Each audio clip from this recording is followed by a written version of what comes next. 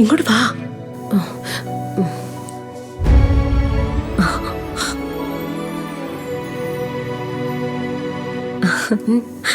നോക്കേ,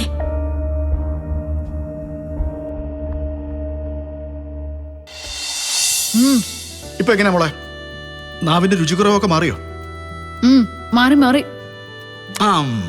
അതാണ് നമ്മുടെ തേനല്ലി. ഇതിനൊപ്പം നിൽക്കാനേ ഒരു മരുന്നിനെ കൊണ്ട് പറ്റില്ല. കഴിച്ചോ കഴിച്ചോ കഴിച്ചോ.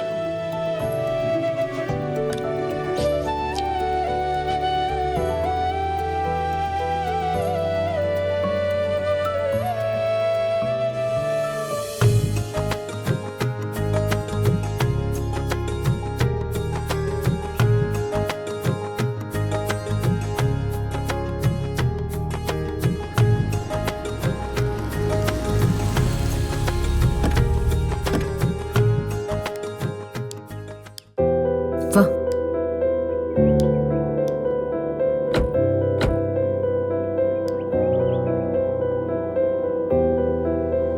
വാ മോളെ.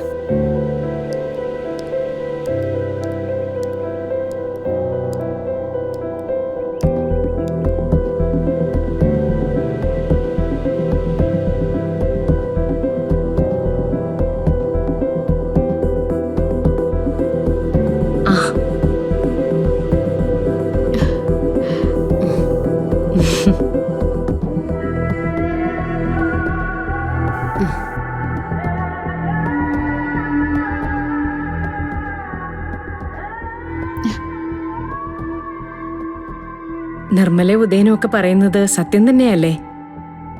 ഗാഥ ഒന്നല്ല, രണ്ടുണ്ട്.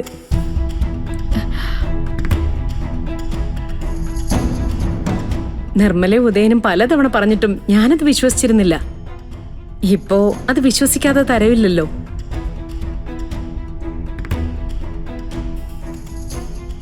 ഞാൻ പറഞ്ഞത് സത്യമല്ലേ സിത്താരെ?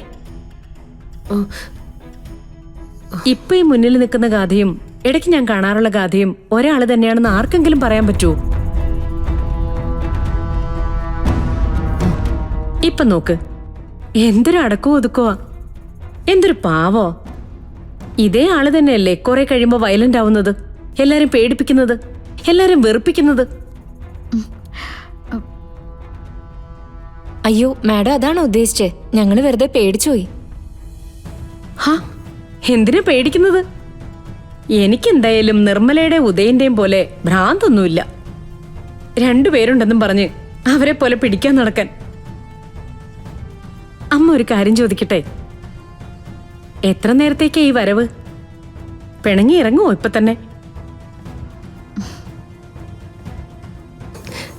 അങ്ങനെയൊന്നും ഉണ്ടാവില്ല സുമിത്ര. പലതവണ ഞാൻ ഈ വാക്ക് പറഞ്ഞിട്ടുള്ളതാ. മോളത് തെറ്റിച്ചിട്ടുണ്ട്. പക്ഷെ ഇത്തവണ എനിക്ക് ഉറപ്പുണ്ട്. അത്രയ്ക്ക് സംസാരിച്ചിട്ടുണ്ട് ഞാൻ അവളോട്.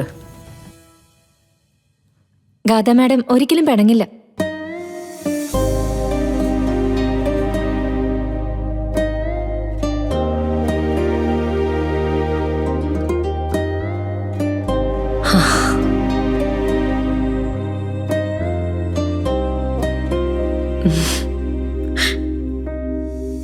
എപ്പോഴും ഇങ്ങനെ ആയിരുന്നാ മതി കുട്ടി, എന്ത് പ്രശ്നം ഉണ്ടാവാനാ?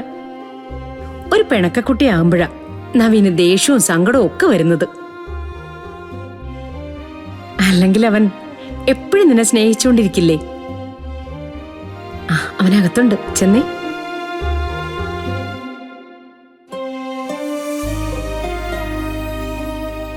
ഇവരുടെ കാര്യമൊക്കെ ഞാൻ നോക്കിക്കോളാം, കുട്ടി ചെല്ലു.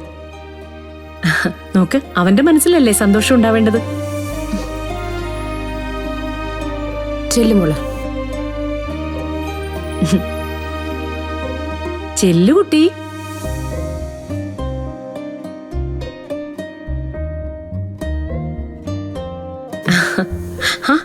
സിത്താരെ, നിങ്ങൾ രണ്ടുപേരും ഇരിക്കേ, ഞാൻ കുടിക്കാൻ എന്തെങ്കിലും എടുത്തിട്ട് വരാം.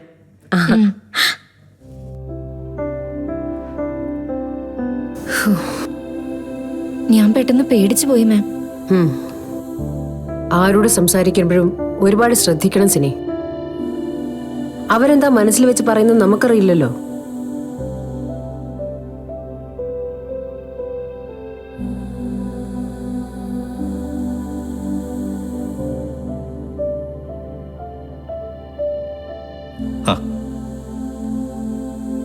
ഇതാരാ ഇത്?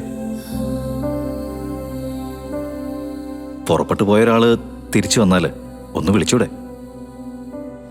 ഇതെന്താ ഇങ്ങനെ സൈലന്റ് ആയിട്ട് വന്നിരിക്കുന്നത്?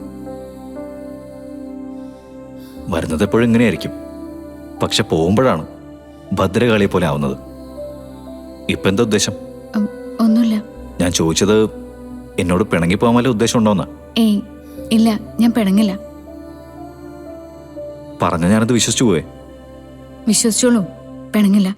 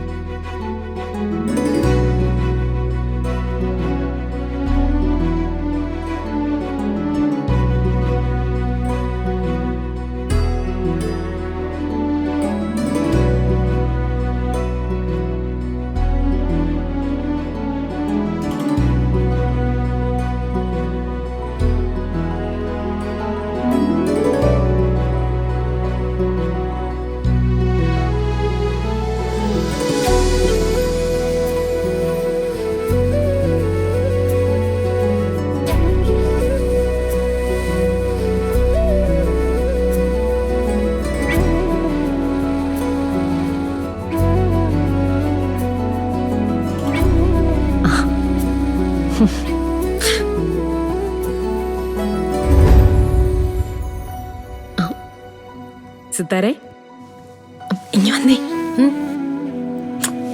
ഇങ്ങോട്ട് വാ.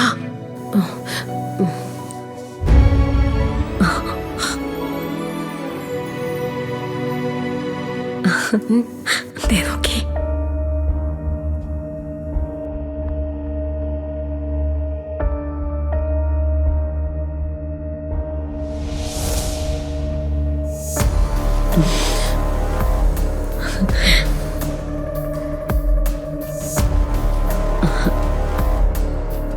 വാ.